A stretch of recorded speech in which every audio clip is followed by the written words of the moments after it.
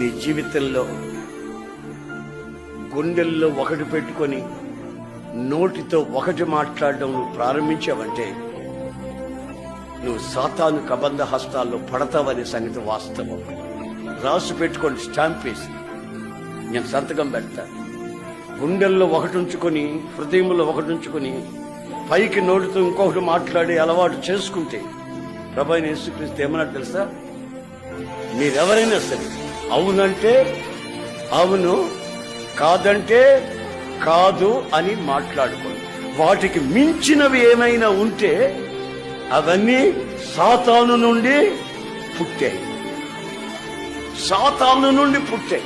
రక్షించబడ్డాము, వస్తున్నాం, మందిరానికి వస్తున్నాం, బైబిల్ కూడా చదివాం, మాకు బ్యాడ్జీలు కూడా ఇచ్చారు, పెన్లు కూడా ఇచ్చేశారు, అమ్మ ఇంకేముంది మా పరిస్థితి అని మీరు అనుకుంటున్నారేమో.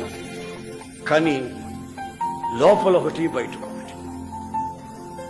హిమము వలె నీవు ప్రకాశించాలని, హిమములాగా నీవు తేట తెల్లగా పవిత్రపరచబడాలని, ఆ పవిత్రతని నీలో కోరుకుంటున్న దేవుడు చెప్తున్నాడు, నీ అంతరంగమందు దాచబడిన సంగతి ఏమీ ఉండకూడదు.